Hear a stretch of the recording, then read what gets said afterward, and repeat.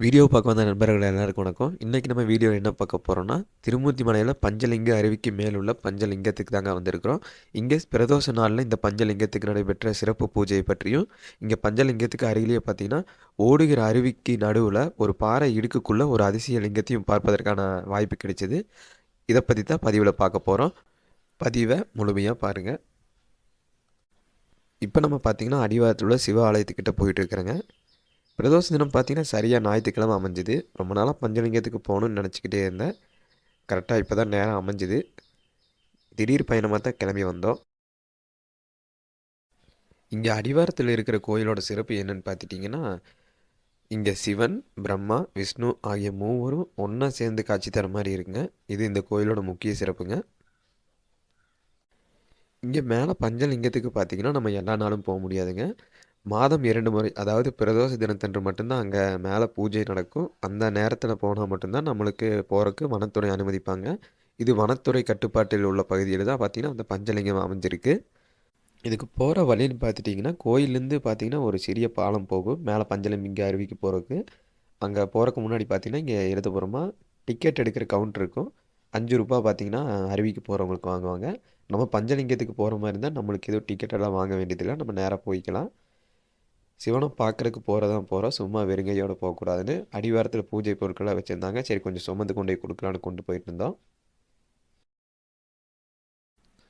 நான் கூட பார்த்தீங்கன்னா கையில் கேமரா இருக்கிறதுனால காலி குடங்கள் தான் 2 கொண்டு வந்துட்டு இருந்தேங்க. நம்ம சேகரனை பார்த்தீங்கன்னா ஒரு 10 லிட்டர் பால், ஒரு 5 லிட்டரு தயிர் கொண்டு வந்துட்டு இருந்தார். இதுக்கு நடந்து போகிற பாதைகளெல்லாம் பார்த்தீங்கன்னா நல்லாவே நீட்டாக வச்சுருந்தாங்க, எந்த ஒரு குப்பையும் இல்லாமல். மேக்ஸிமம் டூரிஸ்ட் போகிற இடம் எல்லாமே பார்த்திங்கன்னா அங்கங்கே பாலித்தீன் கவர்கள் அந்த மாதிரி இருக்கும். அதெல்லாம் எதுவுமே இல்லாமல் நல்லா நீட்டாக வச்சுருந்தாங்க. தலைவர் பார்த்திங்கன்னா கையில் ஒரு குட்டி கம்பு வச்சுருக்கிறாரு. காரணம் பார்த்திங்கன்னா எங்களுக்கும் குரங்குக்கும் 7ஆம் பொருத்தம், எங்கே போனாலும் நம்மளை விட மாட்டாங்க. அதனால் ஒரு சேஃப்டிக்கு வச்சுக்கிறோம். அதுக்காக பார்த்திங்கன்னா குரங்கை அடிக்க விட மாட்டோம். ஒரு கம்பு இருந்தால் நம்மளை பார்த்து பயந்துக்கும், ஏன்னா பால் இதெல்லாம் கொண்டு போகிறோம், அதுங்காட்டி சேஃப்டிக்கு வச்சுருக்கிறோம். கொஞ்சம் தூரத்துலேயே பார்த்திங்கன்னா நல்ல ஒரு அடர்ந்த வனப்பகுதிக்குள்ளே வந்த மாதிரி இருக்குங்க. இப்போ நம்ம பார்த்திங்கன்னா பஞ்சலிங்க அருவிக்கு பக்கத்துலேயே வந்துவிட்டோம். இங்கே பக்கத்தில் பார்த்திங்கன்னா அருவியிலேருந்து வர நீரோடை பார்த்திங்கன்னா கீழே டேமுக்கு போயிட்டுருக்கு. நீர் வரது கொஞ்சம் குறைவாக தான் இருக்கும் போல், தண்ணீர் கொஞ்சம் குறைவாக தான் போயிட்டுருந்துச்சிங்க.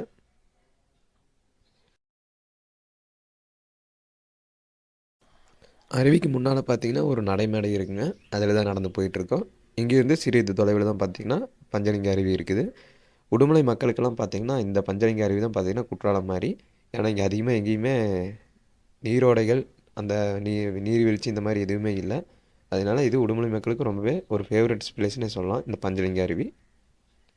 இங்கே பஞ்சலிங்க அருவியிலிருந்து மேலே பஞ்சலிங்கத்துக்கு போகிறக்கு பிரதி மாதம் பிரதோஷ தினத்தன்னைக்கு மட்டும் 4:30லேருந்து 5:30 வரை மட்டும்தான் மேலே செல்வதற்கு அனுமதி கொடுக்குறாங்க. அப்போ நீங்கள் பார்த்தீங்கன்னா அடிவாரத்தில் ஒரு 3-3:15க்கு அங்கே இருந்த மாதிரி இருந்தீங்கன்னா தான் கரெக்டாக இருக்கும். வர்றவங்க பிரதோஷ தினத்தன்னைக்கு கீழே அடிவார கோயிலில் ஒரு 3 மணிக்கு 3:15க்கு அங்கே இருந்தீங்கன்னா நிறையா பக்தர்கள்லாம் மேலே வருவாங்க. அந்த டைமில் வந்தீங்கன்னா சரியாக இருக்கும். இங்கே அருவியிலேருந்து பார்த்தீங்கன்னா ஒரு சிறிது தொலைவு தான் இருக்குங்க, ஒரு 1/2 கிலோமீட்டருக்குள்ளே தான் இருக்கும் நம்ம பஞ்சலிங்கம் அமைஞ்சிருக்கிறது. மொத்த தொலைவுன்னு பார்த்தீங்கன்னா மொத்தமாக ஒரு 1.5 கிலோமீட்ரு அந்த இதுதான் வரும். கீழேருந்து நடந்து வரதா இருந்தாலும் ரொம்ப தொலைவெல்லாம் இல்லை.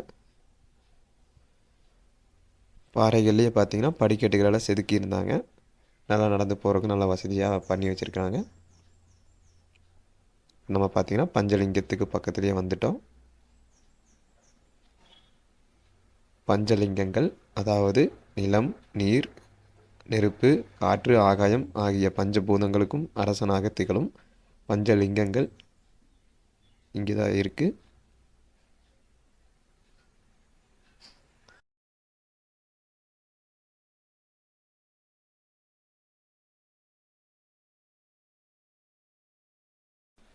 இங்கே பஞ்சலிங்கத்துக்கு அருகாமையிலே பார்த்தீங்கன்னா கொஞ்சம் தொலைவில் கீழே இறங்கி போகிற மாதிரி ஒரு இடத்துக்கு போனோம்னா இது மாதிரி ஒரு நீரோடை போயிட்டுருக்குங்க. இங்கே வந்து நீங்கள் கை கால் முகம் எல்லாம் கழுவிட்டு அதுக்கப்புறம் சாமி கும்பிட போகலாம். இங்கே பார்த்தீங்கன்னா உள்ள ஒரு சிவலிங்கம் இருக்குதுன்னு சொன்னாங்க. நிறைய பேர் நல்ல நீரோடைக்கு உள்ளுக்குள்ளே இருக்குதுங்கிற மாதிரி சொன்னாங்க. அண்ணன் தான் பார்த்தீங்கன்னா இல்லை, இங்கே முன்னாடியே இருக்குதுன்னு சொல்லி அவர் தான் ஃபஸ்ட்டு எல்லாருக்கும் காமிச்சார். அண்ணன் இருக்கிற இடத்துல பார்த்தீங்கன்னா ஒரு கம்பி ஒன்று நட்டப்பட்டிருக்கும் அந்த பாறையிலேயே.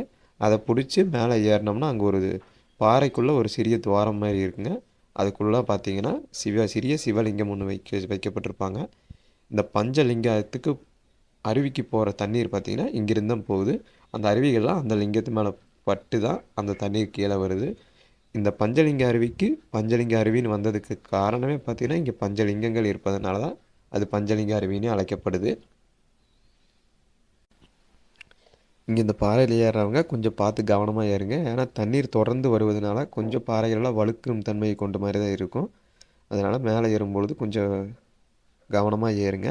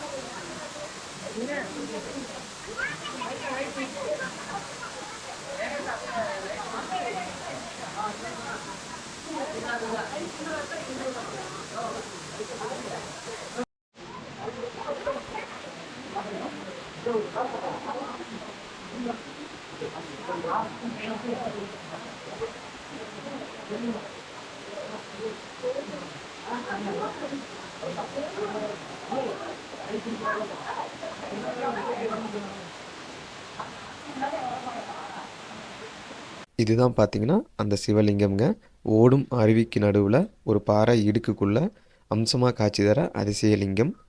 நேரில் சென்று பார்க்க முடியாதவங்க கூட இந்த பதிவு மூலமாக பார்க்கட்டும் அப்படிங்கிறதுக்காக தான் இந்த வீடியோவை எடுத்தோம். கொஞ்சம் சிரமப்பட்டு தான் வீடியோவே எடுக்க முடிஞ்சுது. வர்றவங்க யாரால் இந்த இது மேலே ஏறி பார்க்க முடியும்னு நினைக்கிறவங்க கண்டிப்பாக மேலே வந்து இந்த சிவலிங்கத்தை பார்த்து தரிசிச்சுட்டு போங்க.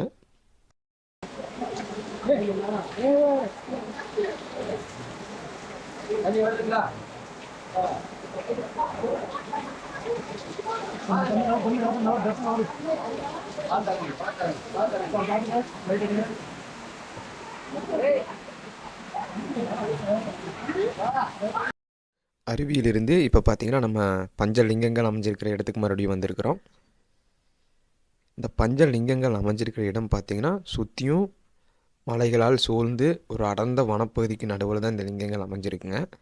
இங்கே பார்த்தீங்கன்னா பக்கத்துலேயே அருவி ஓடிட்டு இருக்கிறதுனால அதிகமான மழை பொழிவு ஏற்படும் பொழுது எப்போ வேணாலும் இங்கே வெள்ளப்பெருக்கு ஏற்படலாம் அப்படிங்கிற ஒரு ஆபத்தான பகுதியில் தான் பார்த்திங்கன்னா இந்த பஞ்சலிங்கங்கள் அமைஞ்சிருக்கு. திடீர்னு ஏதாவது காற்றாற்று வெள்ளம் வர்றதுக்கு வாய்ப்புகள் இருந்துச்சுன்னா இங்கே நீங்கள் மேலே வர்றதுக்கு அருவிக்கு வர்றதுக்கே அனுமதிக்க மாட்டாங்க.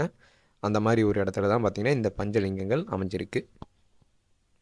இதை தொடர்ந்து பார்த்திங்கன்னா இங்கே சாமிக்கு அபிஷேக பூஜைகள் நடைபெற்று கொண்டிருக்குது. வாங்க அதை பார்க்கலாம்.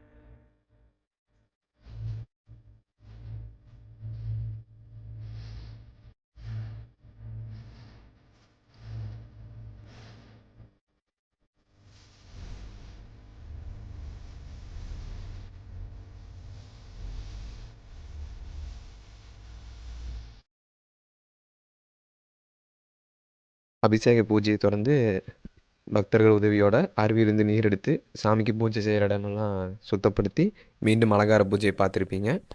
சரி, ஒரு வைபில் போயிட்டு இருந்தீங்க அப்படிங்கிறதுக்காக தான் ஆடியோ இது ஸ்கிப் பண்ணாமல் அப்படியே முழுமையாக போட்டிருந்தோம். நேரில் வந்து பார்க்க முடியாதவங்க கூட இந்த காணொளி மூலிமா அந்த ஈசனோட அருளை பெற்றிருப்பீங்கன்னு கண்டிப்பாக நம்புகிறேன்.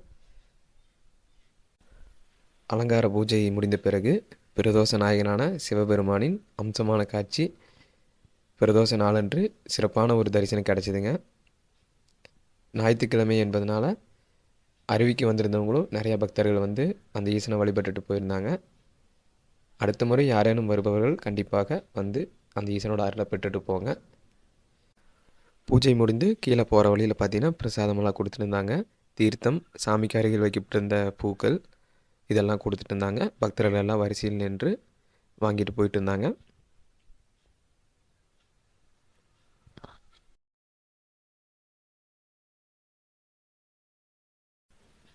அப்புறம் பார்த்திங்கன்னா ஒரு சிறிய அன்னதானமும் கொடுத்துட்டு இருந்தாங்க. எல்லாருக்கும் பார்த்திங்கன்னா தயிர் சாப்பாடு கொடுத்துட்டு இருந்தாங்க. அங்கே ஈசனை பார்க்க வந்த மானிடர்களுக்கு மட்டும் இல்லாமல் ஈசனை பார்க்க வந்த அனைத்து பக்தர்களுக்கும் பிரசாதம் கிடச்சிது. நான் எதுக்காக சொன்னேன்னு உங்களுக்கே தெரிஞ்சிருக்கும். இப்போ நம்ம பதிவோட நிறைவு பகுதிக்கு வந்தாச்சுங்க. நம்ம பார்த்தீங்கன்னா தமிழகம் எங்கும் உள்ள சிவ ஆலயங்களை பற்றின தகவல்களை தொடர்ந்து பதிவிட்டு வந்திருக்கிறோம். தொடர்ந்து ஆதரவு கொடுத்தீங்கன்னா இன்னும் பல இடங்களை சென்று அதை பதிவிடுவதற்கு ஒரு உத்வேகமாக இருக்கும். சிவனை தேடிய பயணம் இந்த உடலில் உயிருள்ளவரை தொடரும். பதிவை முழுமையாக பார்த்தமைக்கு நன்றி. ஓம் நமச்சிவாய.